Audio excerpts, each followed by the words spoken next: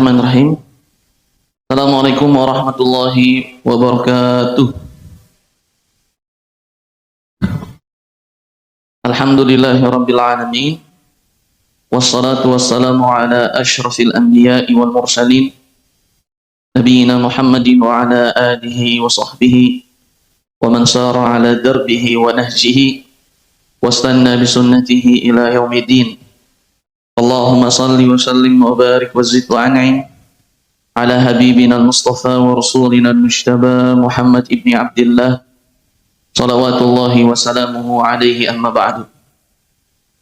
Teman-teman, segala puji hanya milik Allah subhanahu wa ta'ala.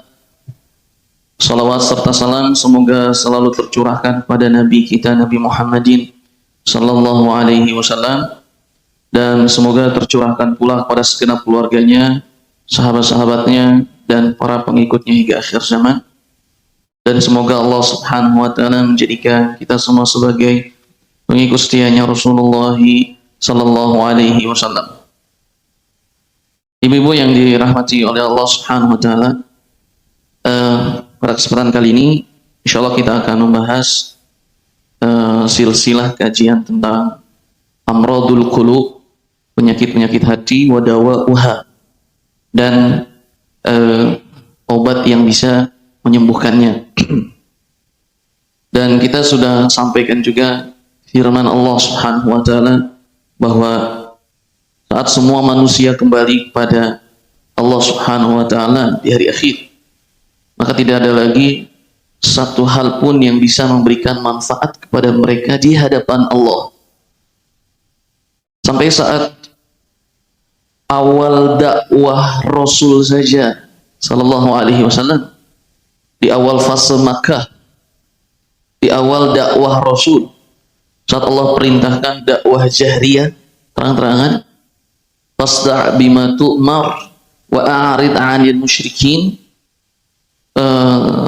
tampilkanlah dakwahmu ini, jaharkanlah, tampakkanlah dakwahmu ini, dan berjauhlah dari dan tinggalkanlah orang-orang musyrikin. Saat itu Rasulullah SAW naik ke Bukit Safa dan menyeru orang Quraisy, kabilah Quraisy, dan disebutkan satu kabilah, wahai Bani Fihir, wahai Bani Hashim, wahai Bani Abdi Manaf, wahai Bani Abdul Muttalib, wahai Bani Fulan, Bani Fulan, sampai paman-paman Rasul, sampai bibi-bibi Rasul, dan putri Rasul Fatimah pun disebut namanya oleh Rasul sallallahu alaihi wasallam. Dan Rasul bersabda, wahai Fatimah, semuanya yang Rasul sebut itu, selamatkanlah diri kalian semua, karena sesungguhnya aku ini tidak bisa memberikan manfaat sedikit pun kepada kalian di hadapan Allah. Artinya saat seorang kembali ke Allah subhanahu wa ta'ala, maka tidak akan ada lagi yang bisa memberikan manfaat kepadanya dia sendiri. Allah subhanahu wa ta'ala berfirman, yauma la yanfa'u malun wala banun illa man atallaha biqalbin salim. Hari itu tidak lagi bisa harta memberikan manfaat, tidak juga keturunan bisa memberikan manfaat. Semuanya tidak ada yang bisa, kecuali ia yang datang kepada Allah subhanahu wa ta'ala dengan hati yang selamat. Makanya dalam sebuah hadis sahih, Rasulullah sallallahu alaihi wasallam bersabda, wa inna fil jasadi mudghah, sungguhnya di jasad itu ada segumpal darah, idza salahat salahal jasadu kullu, jika ia benar maka semuanya akan benar.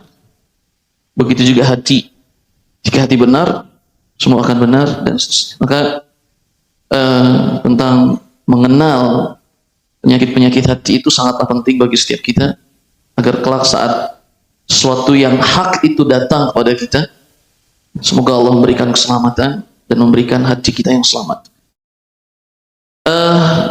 Kita sudah sampai ke al-maradu as-sadis, penyakit hati yang ke-6. Sebelumnya adalah penyakit hati al-khianat, berkhianat. Dan sebelumnya lagi ada hubbut tafakhur, senang membanggakan diri pada orang lain. Wal mubahah, tafakhur itu membanggakan diri, dan mubahah memamerkan diri kepada orang lain dengan ada sifat merendahkan orang lain khususnya. Kemudian sebelumnya lagi, al-unfah minal maskanati lillah. Enggannya seorang insan itu menghamba pada Allah Subhanahu wa taala. Tidak mau bersimpuh pada Allah Subhanahu wa taala. Dan sebelumnya lagi kita telah bahas tentang riya dan syirik akbar, tentang syirik besar, penyakit hati. Dan penyakit hati yang keenam adalah al-hasadu, hasad, gitu. Ini penyakit hati yang keenam. Itu tentang al-hasad, hasad. Definisi hasad, penulis mengatakan al-hasad itu adalah adanya al-bughdu wal karahah. Bughdu itu benci, al-karahah tidak senang. Jadi hasad itu adanya rasa benci dan tidak senang lima yarahu min husni halil mahsud. Ada benci dan tidak senang terhadap apa yang ia lihat dari keadaan orang yang ia hasadin itu. Jadi dia benci dan tidak suka jika orang lain gitu, mendapatkan kenikmatan lebih darinya, jika orang lain menjadi lebih unggul darinya, nggak senang. Kemudian ditambah dia menghendaki agar kenikmatan itu, keadaan itu bisa hilang darinya, dari orang tersebut. Itu hasad. Ada benci, kemudian ada tidak suka dengan kenikmatan yang Allah berikan kepada orang lain. Dan dia berharap kenikmatan itu Allah cabut, Allah hilangkan. Itu hasad. Bahkan hasad itu bahaya. Dia bisa mengambil hasanat kita ini, membakar hasanat kita, menghapus pahala-pahala kita, layaknya api yang membakar kayu kering. Itu bahayanya hasad. Gitu. Nah, para ulama mengatakan, Syekhul Islam Ibnu Taimiyah berkata bahwa hasad itu ada dua. Ada dua. Hasad yang pertama itu seluruhnya mazmum, tercela. Seluruhnya dilarang secara mutlak. Bagian pertama ini, hasad bagian pertama ini. Apa hasad bagian pertama ini yang dilarang secara mutlak? Mazmum, semuanya tercela. Dia adalah adanya rasa benci, tidak suka gitu ya, terhadap kenikmatan orang lain. Jadi ini ada dua model hasad. Kalau yang pertama, dia cuma benci nikmat yang orang itu dapat, orang lain dapat. Benci di kenikmatannya. Coba ya. Jadi yang bagian pertama ini, dia benci dengan kenikmatan yang orang itu dapat. Nah, kalau muncul benci, muncul tidak senang dengan kenikmatan yang didapat oleh orang lain, ini hasad yang mutlak tercela, tidak boleh. Iri dengan kenikmatan yang didapat oleh orang itu. Iri. Sebatas iri dengan kenikmatan yang orang itu dapat. Gitu. Maka ini secara mutlak dilarang. Kemudian yang kedua, hasad yang kedua modelnya, dia bisa menjadi boleh dan bisa juga menjadi terlarang. Gitu.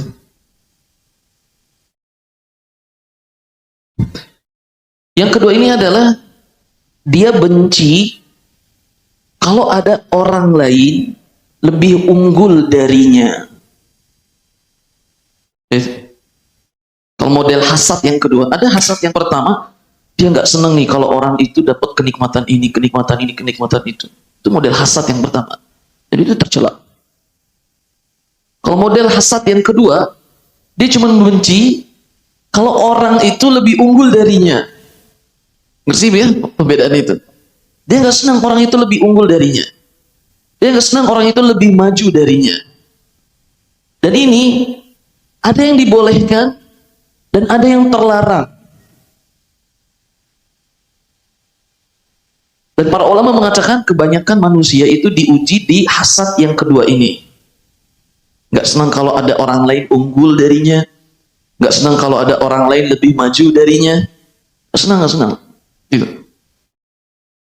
Nah, di poin yang kedua ini, yang dibolehkan itu yang mana? Kan itu. Yang dibolehkan cuma dua. Itulah yang para ulama sebut dengan ghibtoh. Ada hasad, ada ghibtoh. Ghibtoh ini di poin yang kedua yang dibolehkan, tapi cuma dua hal. Ngerti Bu ya pembagiannya? Jadi kita ulang. Ini hasad nih Bu. Hasad itu punya dua model. Model yang pertama, iri dengan kenikmatan, dan itu semuanya terlarang. Kalau yang kedua ini, yang di sini nih, dia cuma benci orang lain lebih unggul darinya. Tapi yang di sini terbagi jadi dua. Gitu ya. Yang di belah sini, poin yang kedua ini terbagi jadi dua lagi. Satu namanya ghibtoh, satu hasad, tercela. Itu. Jadi yang poin kedua ini, model kedua itu terbagi jadi dua. Satu namanya ghibtoh, satu lagi hasad. Sama seperti sebelumnya. Maka apa itu ghibtoh? Ini yang diperbolehkan oleh Rasulullah SAW. Tapi ghibtoh itu cuma dua. Cuma di dua hal. Yang pertama, yaitu saat seseorang bisa mengendalikan hartanya untuk dia infakkan di jalan Allah Subhanahu wa taala. Itu ghibtoh yang boleh. Aduh, maksudnya, wah itu orang dikasih kenikmatan sama Allah, harta banyak, kemudian bisa berinfak di jalan Allah. Atau nggak mesti harta banyak, harta terbatas pun dia bisa mengendalikannya, kemudian dia rajin bersedekah. Kemudian kita, ya Allah gitu, masa dia bisa lebih unggul dari saya di tema ini? Saya pun harus seperti itu.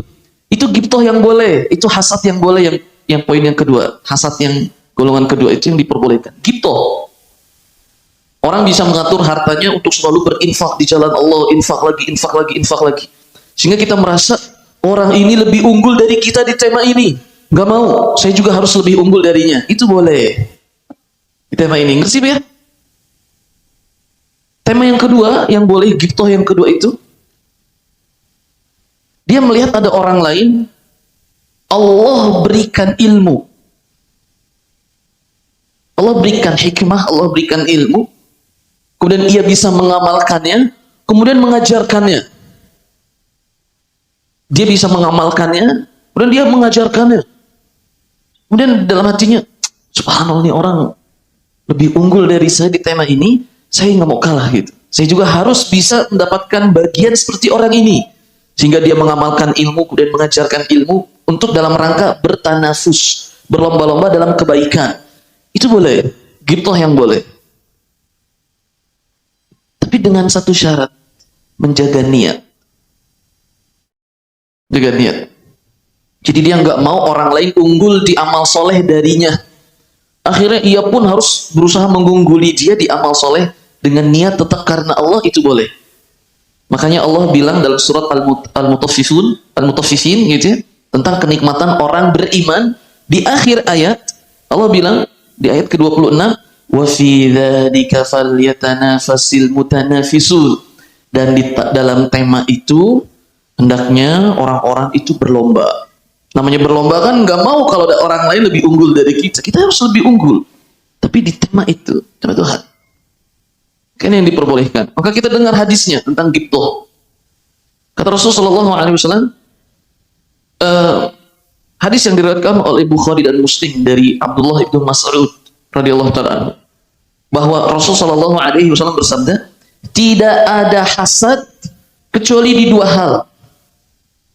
Jadi hukumnya Bu, ini kan hasad tadi ada dua golongan. Golongan pertama tercela. Golongan yang kedua, ghibtoh. Ghibtoh juga itu sebenarnya disebut dengan hasad. Dia baru menjadi ghibtoh yang diperbolehkan di dua hal saja. Kata Rasulullah SAW, apa dua hal itu? Seseorang Allah berikan harta, fasullita ala halakatihi. Kemudian Allah mudahkan ia untuk menguasai hartanya ini. Kemudian ia dikuasai, artinya dunia itu bukan di hati orang beriman, tapi dunia itu di tangan orang beriman. Karena kalau dunia berada di hati orang beriman, maka dunia akan mengatur orang itu menjadi budaknya. Tapi kalau dunia di tangan orang beriman, maka orang beriman itulah yang akan mengatur dunia, bukan dunia yang mengatur dia. Gitu. Tapi luar biasanya di hadis ini, Bu, saat Rasul bilang harta, sabda Rasul adalah halakatihi. Halakah artinya kebinasaan. Saat Allah beri harta, kemudian laki-laki itu bisa menguasai kebinasaannya. Maksudnya menguasai hartanya. Para ulama mengatakan harta disebut kebinasaan karena hukum asalnya harta itu membawa kebinasaan pada seorang, kecuali ia yang bisa mengambilnya dengan hak dan menunaikan kewajibannya dalam harta itu. Jadi dalam hadis ini Rasul sebut bahwa harta itu dengan halakah, suatu hal yang bisa membawa petaka setiap insan, harta itu. Makanya kita kemarin sampaikan di KBO bahwa surat-surat pertama yang Allah turunkan ke Rasul Shallallahu Alaihi Wasallam itu di dalamnya potret-potret orang yang binasa karena salah dalam mengatur hartanya. Kita harta dan seterusnya, membinasakan hukum asalnya. Nah, kemudian dia bisa mengeluarkannya di jalan Allah Subhanahu Wa Taala. Kemudian yang kedua, Allah berikan hikmah, kemudian dia bisa mengamalkannya dan dia bisa mengajarkan. Dan itu adalah ghibthah. Adapun yang kedua, selain ghibthah ini, saat dia merasa sakit hati atau tidak senang atau benci jika ada orang lain yang lebih unggul darinya di luar dua tema ini, maka itu hasad yang dilarang dan itu bukan ghibthah. Kerti Ibu? Hasad terbagi menjadi dua. Benci kenikmatannya saja. Kalau di sini benci orang itu lebih unggul darinya, lebih maju darinya. Nanti yang kedua ini ada terbagi menjadi dua. Satu ghibthah, yang selainnya hasad. Di sini cuma yang diperbolehkan ghibthah saja, dua hal. Gitu ya. Nah, misalnya contoh ghibthah, kisahnya Umar ibn Khattab radhiyallahu taala anhu dengan Abu Bakar As-Siddiq radhiyallahu taala.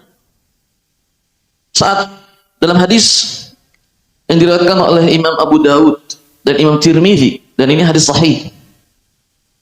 Kata Umar ibn Khattab, suatu hari Rasul memerintahkan kami untuk bersedekah. Suatu hari Rasul memerintahkan kami untuk bersedekah. Gitu. Kemudian kata Umar ibn Khattab, perintah itu bertepatan dengan kafilah dagang saya yang baru pulang membawa keuntungan.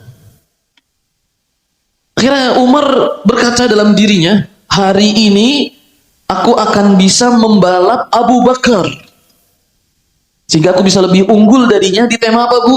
Infak di jalan Allah Subhanahu wa taala. Akhirnya Umar datang pagi-pagi kepada Rasul sallallahu alaihi wasallam. Saya datang ke Rasulullah, ya Rasulullah sallallahu alaihi wasallam, ini hartaku aku infakkan, sedekahkan di jalan Allah Subhanahu wa taala. Kemudian Rasul berkata, wahai Umar, ma abqaita li ahlika? Apa yang engkau sisakan juga untuk keluargamu? Kemudian kata Umar, misluhu, semisalnya ya Rasulullah. Jadi harta dagang Umar yang baru datang itu, yang baru datang dari perniagaannya, 50%-nya untuk keluarga Umar, anak istri, 50%-nya disedekahkan kepada Rasul Shallallahu Alaihi Wasallam. Nggak lama dari itu, Abu Bakar As-Siddiq radhiyallahu taala anhu datang. Saat datang, ya Rasulullah, ini hartaku seluruhnya. Kemudian kata Rasulullah, fama abqaita li ahlika? Lantas apa yang kau sisakan untuk keluargamu? Aku sisakan untuk keluargaku Allah dan Rasulnya untuk mereka. Jadi seluruh harta Umar, Abu Bakar, saat hasil perniagaannya datang, keuntungan misalnya 100 juta, bertepatan di mana Rasul sedang memerintahkan sahabat untuk bersedekah, Abu Bakar semua keuntungannya itu dibawa kepada Rasul Shallallahu Alaihi Wasallam. Kemudian kata Umar bin Khattab, wallahi, demi Allah, aku tidak, la usabiquka ila syai'in asa abadan. Demi Allah, aku tidak akan mengejarmu di satu apapun lagi. Umar gak bisa. Berarti kan sebelum itu Umar merasa Abu Bakar lebih unggul dari saya harus mengejarnya. Itu ghibthah yang boleh. Ghibthah yang diperbolehkan. Begitu juga dengan kisahnya Nabi Musa alaihissalam. Dalam hadis yang diriwayatkan oleh Bukhari dan Muslim, saat Rasul melakukan Isra dan Mi'raj, bertemu dengan Nabi Musa yang sedang menangis. Kemudian Rasul Shallallahu Alaihi Wasallam berkata, "Ma yubkika? Apa yang membuatmu nangis, wahai Musa?" Nabi Musa berkata, "Sesungguhnya ada seorang yang diutus setelahku, di mana umatnya lah yang paling banyak masuk surga daripada umatku." Nabi Musa alaihissalam sedih sampai menangis.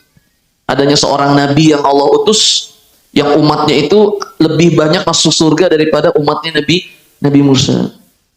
Sedih karena amal soleh. Maka itu termasuk ghibthah yang diperbolehkan, hasad yang diperbolehkan. Para ulama menamakannya dengan ghibthah gitu. Nah, poin berikutnya, bahaya yang akan didapat oleh orang yang hasad. Ini bahaya-bahaya yang didapat oleh orang yang memiliki hasad dalam hatinya. Bahaya yang pertama adalah orang yang hasad itu dia menentang takdir Allah Subhanahu wa taala. Jadi yang sebenarnya sedang ia musuhi itu bukan manusia yang Allah berikan kelebihan harta kepadanya dan keunggulan darinya. Tapi sesungguhnya orang yang hasad itu sedang menentang Allah Subhanahu wa taala. Karena dia dianggap tidak menerima takdir yang telah Allah berikan. Sedangkan akidah kita, rukun iman yang keenam itu apa? Beriman, meyakini dengan takdir Allah Subhanahu wa taala yang baik maupun yang buruk. Datangnya semua dari Allah Subhanahu wa taala.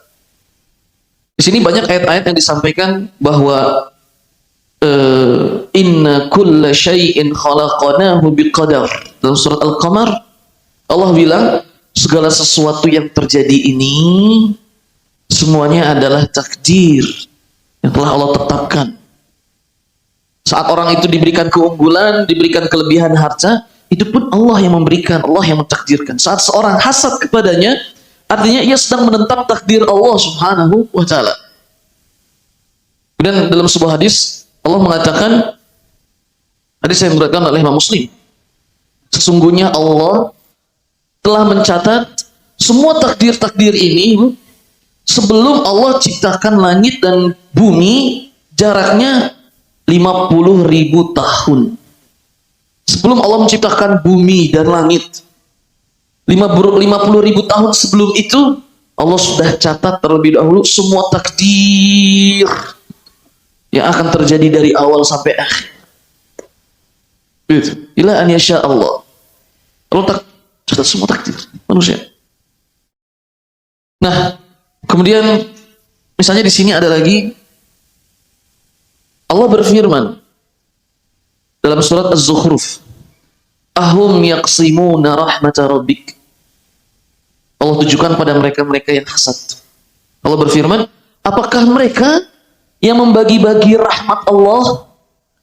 Subhanallah, Allah sebut rezeki, kenikmatan itu dengan rahmat, kasih sayang Allah Subhanahu wa taala. Artinya, siapa yang diberikan kekayaan itu kasih sayang dari Allah. Siapa yang diberikan terbatas itu pun kasih sayang dari Allah, hanya Allah yang tahu. Bisa jadi Allah kasih kita terbatas karena Allah tahu, nah, kamu kalau aku kasih lebih, engkau jadi togut.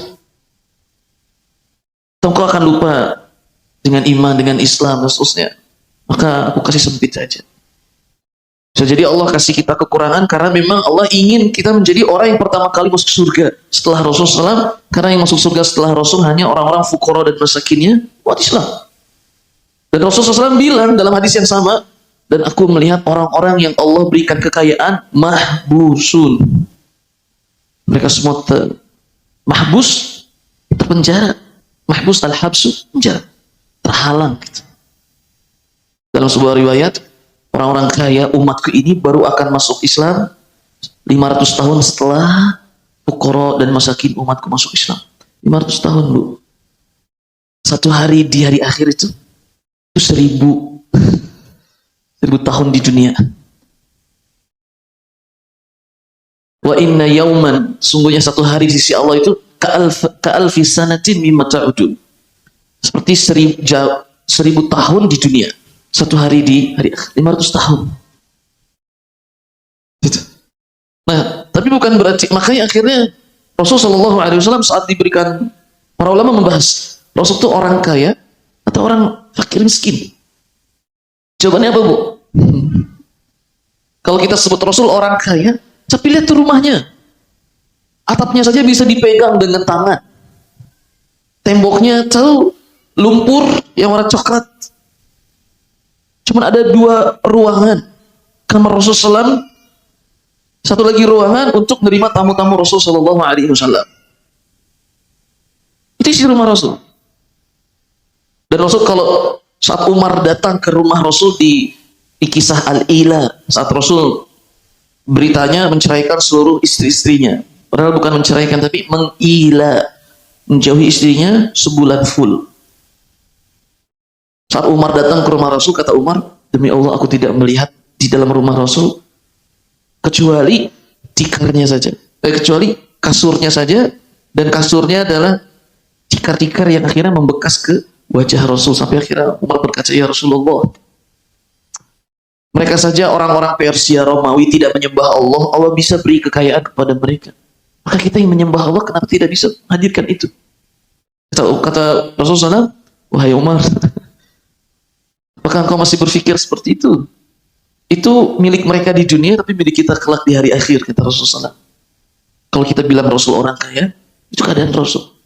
Sampai para ulama mengatakan, seandainya rumah-rumah Rasul itu tidak dibongkar sampai detik hari ini, apa jadinya saat kita melihat rumah-rumah Rasul yang bentuknya cuma seperti itu hari ini? Bagaimana perasaan kita melihat rumah Rasul seperti itu, dipan Rasul seperti itu, kasur Rasul yang seperti itu? Saat kita melihat di dalamnya tidak ada apa-apa. Bagaimana jadinya kalau umat kita hari ini melihat rumah Rasul seperti itu? Makanya para ulama mengatakan, ya habadza, seandainya rumah Rasul itu tidak dibongkar untuk dilihat oleh umatnya yang datang setelahnya, ternyata rumah Rasul SAW ahli surga, dan rumah istri-istri Rasul seperti itu. Kadang kalau Rasul sedang sholat saja, kamarnya itu bentuk luas kamarnya, kalau Rasul sedang sholat, itu harus mendapati Ibunda Aisyah tidur di depannya, nggak ada tempat. Ibunda Aisyah mengatakan saat Rasul ingin sujud, maka kakiku baru tarik. Rasul bangun, kakiku dilurkan. Rasul mau sujud lagi, kakiku seperti itu. Itu keadaan rumah Rasul saat Rasul salat malam di kamar Ibunda Aisyah radhiyallahu taala anha.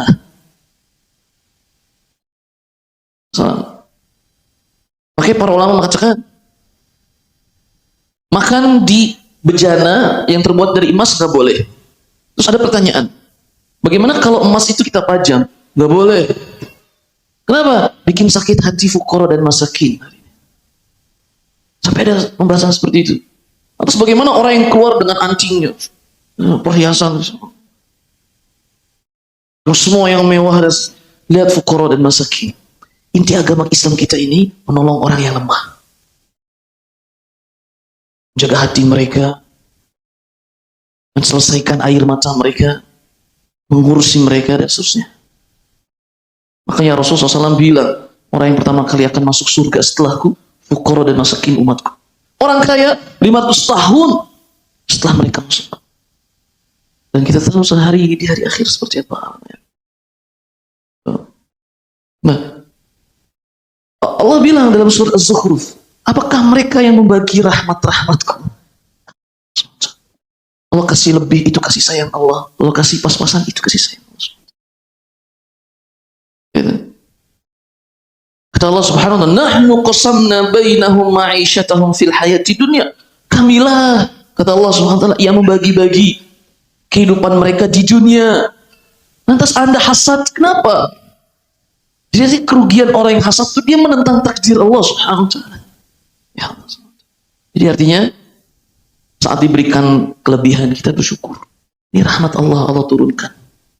Dan saat Allah berikan kesempitan pun, ya Allah, Ya rahmatmu juga. Kasih sayang Allah subhanahu wa ta'ala. Itu. Kemudian Allah berfirman dalam surat An-Nisa, Am yahsuduna nasa ala ma atahumullah. Apakah orang-orang itu hasad pada orang lain yang Allah sendiri berikan kelebihan kepada mereka? Lihat bagaimana Allah menentang orang-orang yang hasad. Gitu. Yang kedua, kerugian orang-orang yang hasad. Dia itu telah mutasyabih bil musyrikin. Dia telah menyerupai dirinya sendiri dengan orang-orang musyrikin. Dia telah meredoi dirinya untuk menjadi orang yang mirip dengan orang-orang musyrikin. Orang yang hasad. Kenapa? Karena siapa yang hasad kepada Rasulullah SAW saat itu? Kalau bukan orang-orang musyrikin dan orang-orang munafikin. Lihat bagaimana saat besarnya hasadnya orang-orang musyrikin terhadap orang-orang beriman. Di awal Islam, Bu, 3 tahun pertama kan dakwah Syria Rasulullah, ya toh? Dakwah secara sembunyi-sembunyi. Di tahun keempat Allah perintahkan untuk dakwah secara terang-terangan. Apa yang terjadi? 1,5 tahun itu, Bu. Dari tahun keempat sampai tahun kelima, 1,5 tahun. Bulan Rajab tahun kelima, itu kaum muslimin yang pertama kali masuk Islam dapat siksaan yang sangat luar biasa. Saat Rasul merasa kasihan kepada umatnya, Rasul perintahkan mereka untuk hijrah kemana, Bu? Hijrah pertama kemana? Negeri Habasyah, Ethiopia, Afrika. Karena di dalamnya ada pemimpin yang adil, Najasyi. Mau tahu, Bu, apa yang terjadi pada orang-orang musyrikin saat mengetahui orang-orang beriman itu hijrah ke negeri Afrika?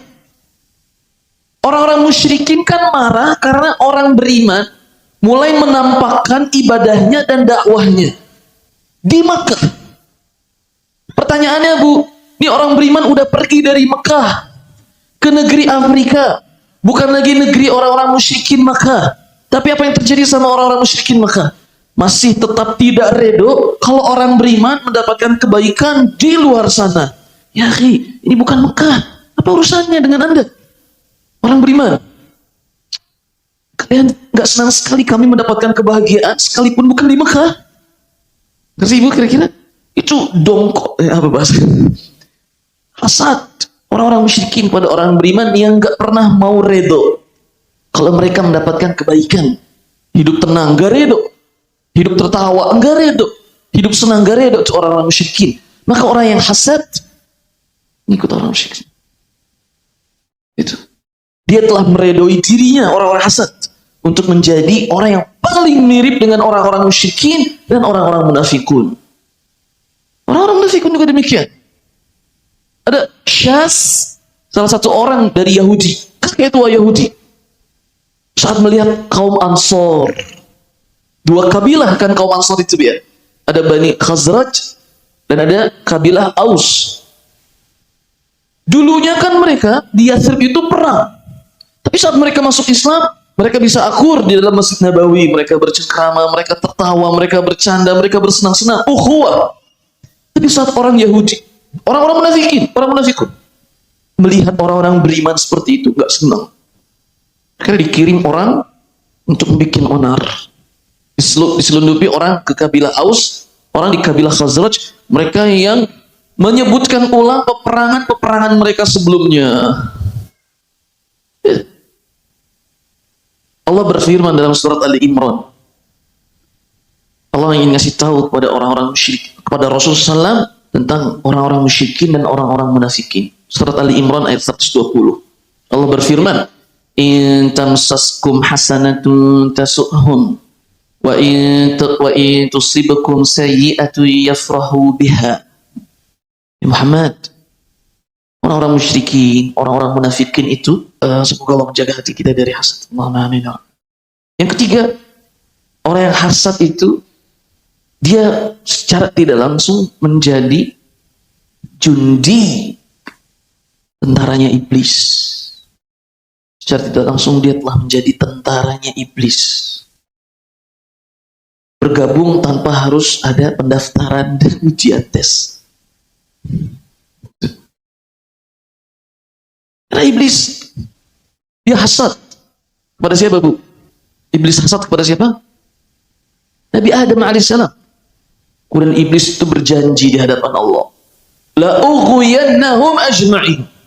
Aku akan buat semua keturunannya sesat. Tersesat di jalan Allah Subhanahu wa taala. Iblis. Jadi kalau ada orang yang hasad pada sama hamba Allah yang beriman, dia secara tidak langsung sudah bergabung, telah menggabungkan dirinya ke barisan pasukan-pasukan iblis. Na'udzubillah min dzalik ya Rabbana. Allahumma shalli ala Muhammad. Yang keempat, orang yang hasad itu mufariqun lil mu'minin. Dia secara tidak langsung telah membawa dirinya untuk menjauh dari golongan kelompok orang beriman. Ketika ada orang yang hasad, ia secara tidak langsung telah memisahkan dirinya dari golongan orang beriman. Sedangkan Allah banyak berfirman, Rasul banyak berfirman untuk berteman dengan orang-orang yang beriman, tapi dia nggak mau. Gitu. Kenapa? Karena orang beriman Allah sebutkan dalam surat Al-Fath. Surat Al-Fath ayat 29, ruhama'u bainahum. Orang beriman itu saling menyayangi antara sama mereka. Orang beriman itu walinya orang beriman yang lain. Walinya itu penolongnya, yang membantunya, yang meringankan bebannya, itu wali. Tapi saat dia membenci, memiliki hasad kepada orang beriman, berarti dia telah secara tidak langsung telah mengeluarkan dirinya dari kelompok-kelompok orang-orang yang beriman yang Allah sebut sifatnya ruhama bainahum. Makanya sebenarnya di pembahasan kemarin tentang kewajiban suami pada istri, itu ada salah satu poinnya, mengingat penulis Syekh Muhammad Misri mengingatkan kepada suami bahwa, wahai suami, saat engkau ingin memukulnya, ingin berbuat buruk kepadanya, ingatlah sebelum ia menjadi istrimu, dia adalah hamba Allah, orang beriman. Terus apakah kita akhirnya memukul, kemudian membenci, kemudian memberikan mudarat kepada orang beriman? Itu udah salah satu poin itu. Sebelum mereka menjadi istrimu, dia adalah hamba Allah yang beriman. Terus bagaimana akhlak sama orang beriman? La yadhlimuhu wa la yahqiruhu wa la yahsuduhu. Tidak menzaliminya, tidak menghinakannya, tidak merendahkannya, dan tidak menghasadinya, dan seterusnya. Itu. Maka sama orang beriman juga demikian. Yang kelima, orang yang hasad itu disiksa di hari akhir. Karena tadi pahala-pahalanya itu terbakar karena hasad-hasad yang ia berikan kepada orang beriman.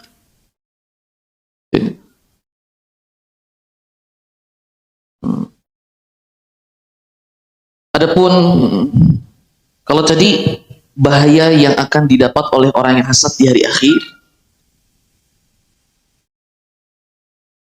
adapun di dunia dia akan menjadi orang yang paling sedih, yang paling gundah, yang paling mencelakakan dirinya sendiri. Capek orang yang hasad itu. Ya. Di sini ada kisah. Pertanyaan dari pertanyaan, apakah mungkin orang beriman melakukan hasad? Gitu. Jawabannya iya. Gitu. Kadang orang beriman juga, walaupun sudah beriman, dia melakukan hasad. Tapi setidaknya saat dia mengetahui bahayanya, akhirnya itu bisa membentengi setiap kita yang beriman untuk tidak melakukan hasad. Dalilnya apa? Orang beriman juga bisa melakukan hasad. Kisahnya Nabi Yusuf, surat Yusuf ayat 5. Saudara-saudara, kakak-kakaknya Nabi Yusuf, itu kan hasad ke Nabi Yusuf dengan adiknya Benyamin. Gitu. Nabi Yusuf dan adiknya itu dihasadin sama kakak-kakaknya itu. Dan kakaknya itu kan orang beriman. Mereka beriman kepada Allah dan beriman kepada nabinya dan Yakub. Tapi akhirnya dia potret orang yang beriman yang melakukan kesalahan dan akhirnya mau bertaubat kepada Allah Subhanahu wa taala. Saudara-saudaranya Yusuf melempar Yusuf ke sumur, kan gitu ya. Menjual Yusuf di pasar. Kemudian wah, luar biasa. Tapi mereka ujungnya orang beriman dan bertaubat kepada Allah Subhanahu wa taala. Ini ada kisah, Bu. Itu kisahnya dua sahabat Rasul SAW. Yang pertama Amir bin Rabi'ah dengan Sahal bin Hanif radhiyallahu taala anhuma. Ini pun sekaligus kisah dalil bahwa orang beriman pun kadang melakukan hasad. Dan sekaligus menyampaikan cara menyembuhkan orang yang terkena hasad. Jadi kisahnya Bu, bahwa Sahal bin Hanif dia berkata bahwa saat aku sedang di tempat pemandian umum mungkin saat itu yang kecil. Jadi Sahal bin Hanif ini sedang melakukan iktisal. Tidak sengaja Amir bin Rabi'ah itu Bu lewat, kemudian melihat kulitnya Sahal bin Hanif. Karena Sahal bin Hanif ini orang yang memiliki kulit yang sangat putih, kemudian sangat bagus. Bahkan dalam riwayat lain atau syarah dari hadis ini disebutkan kulitnya itu lebih halus dan lebih putih dari kulit wanita. Sahal bin Hanif. Saat Amir bin Rabi'ah melihat itu, dia nggak mengucapkan barakallahu fiik, nggak mengucapkan masya Allah, melainkan dia langsung mengatakan, sungguh aku belum pernah melihat kulit seindah kulit ini, melebihi indahnya kulit wanita. Kata Amir bin Rabi'ah. Langsung saat itu Bu, Sahal bin Hanif jatuh tidak bisa bangun. Bahayanya hasad itu ain nanti. Kata Rasul, ala ainu haq, penyakit ain itu hak, benar adanya. Tiba-tiba Sahal bin Hanif jatuh tidak bisa bangun. Sampai akhirnya berita ini dibawa ke Rasul sallallahu alaihi wasallam. Hadis ini diriwayatkan oleh Imam Ahmad dan Imam Ibnu Majah dan Imam Ibnu Hibban dan Imam Malik dalam kitabnya Al-Muwatta. Kemudian akhirnya Rasul marah. Rasul langsung bersabda kepada para sahabat, adakah seorang yang kalian curigai? Itu yang pertama kali Rasul sampaikan. Saat Sahal bin Hanif jatuh kena ain, orang yang hasad, Rasul bilang, apakah ada di antara kalian yang kalian curigai? Adakah seorang yang kalian curigai? Iya, kami mencurigai Amir bin Rabi'ah karena dia lewat dan dia ada di dalam peristiwa itu. Akhirnya Rasul bilang, datang. Apa yang kau lakukan? Iya, aku melihat ini, kemudian aku mengucapkan kalimat itu. Kata Rasulullah SAW, ala ma yaqtulu ahadukum akhahu alla barakta. Kata Rasulullah SAW, kenapa salah seorang di antara kalian mau berusaha membunuh sahabatnya, saudaranya? Dengan ain itu ternyata Rasul bilang bisa membunuh orang. Kata Rasul, ala barakta, tidakkah engkau sebut barakallahu fiik? Semoga Allah berkahi kelebihan itu. Semoga Allah berkahi ilmu Anda. Semoga Allah berkahi keindahan ini. Semoga Allah berkahi hartamu dan seterusnya. Kemudian baru dia memuji dan seterusnya.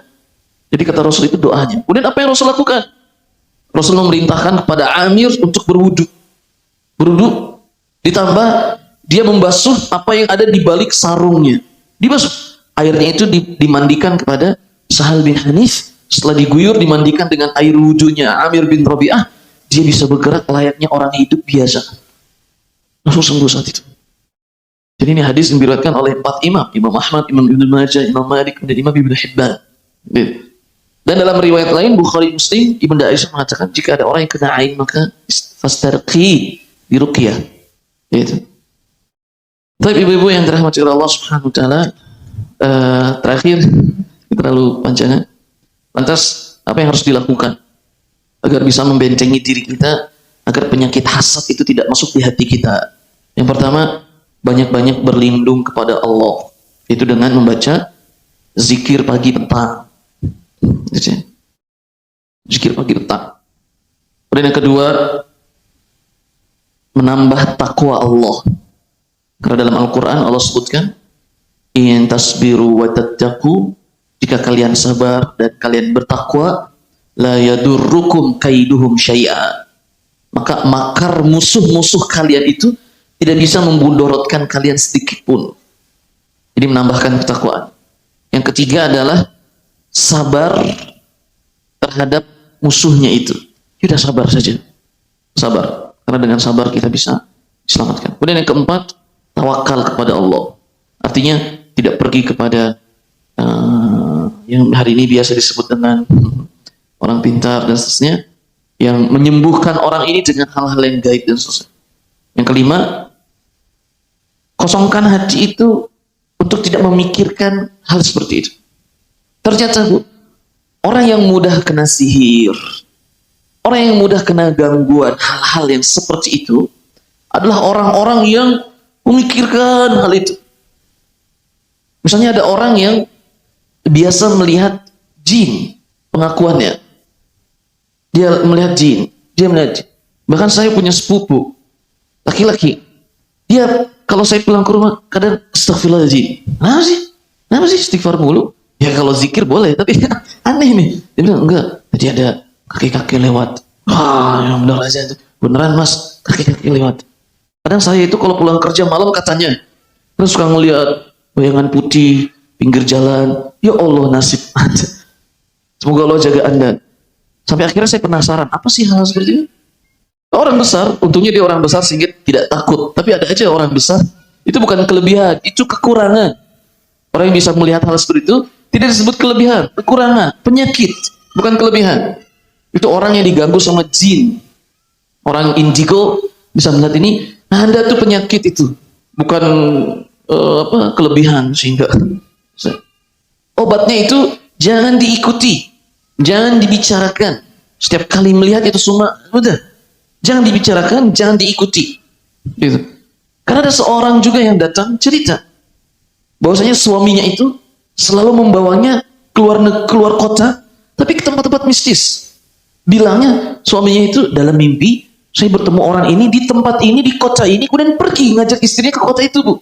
Dan pengakuan istrinya katanya suaminya menemui orang yang dilihat dalam mimpinya. Terus ngapain? Gak ngapa-ngapain sih.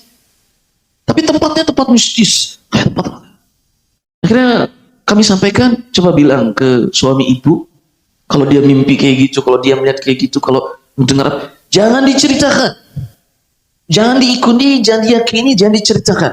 Alhamdulillah sekarang sembuh. Dia sholat malam dan seterusnya, jangan diikuti, jangan dipikirin, jangan diikuti, jangan sibukin hati kita untuk ngurusin hal itu. Gitu. Kemudian yang berikutnya, yang keenam, orang yang ikhlas itu yang paling sulit diganggu sama iblis. Makanya cara menangani hasad agar tidak masuk ke hati kita, milikilah keikhlasan hanya kepada Allah. Kita berbuat hanya untuk Allah, kita beribadah hanya untuk Allah, kita mengucapkan kalimat hanya untuk Allah, bukan untuk siapapun. Oleh karenanya iblis itu bilang begini kepada Allah. Iblis bilang kepada Allah begini dalam surat Shad. Fabi izzatika, demi kemuliaanmu ya Allah. Itu iblis mengakui Allah. Demi kemuliaanmu ya Allah, la ughwiyannahum ajma'in. Aku akan sesatkan mereka semua illa kecuali ibadaka minhumul mukhlasin. Kecuali hamba-hambamu yang telah engkau berikan ikhlas dalam hatinya, dalam berucap maupun berbuat. Maka susah. Identik orang yang mudah terserang hasad, Bu. Kalau dia pikirannya orang-orang, pikirannya gimana? Ya udah. Tapi orang yang ikhlas gitu akan sulit dikenakan hal-hal seperti ini. Kemudian bersedekah juga itu termasuk salah satu obat yang bisa membentengi hati kita agar tidak terkena hasad. Kemudian beliau mengatakan yang ke-8, ada obat yang paling susah untuk membersihkan hasad yang sudah masuk di hati. Apa obatnya? Memberikan hadiah kepada orang yang kita hasadin. Wong kita hasad kepadanya karena dia lebih kaya, karena dia lebih unggul, jabatannya lebih besar. Tapi justru obat yang paling berat, tapi ini ampuh. Itu kita berikan hadiah kepada orang yang kita hasadin itu. Berat luar biasa. Kemudian kita berdoa agar orang itu mendapatkan hidayah, agar Allah mengampuni dosanya. Berat luar biasa. Tapi ternyata dengan pemberian ihsan itu bisa menyembuhkan. Dan kemudian yang terakhir yaitu dengan memahami konsep tauhid tentang mengesahkan Allah Subhanahu wa Ta'ala.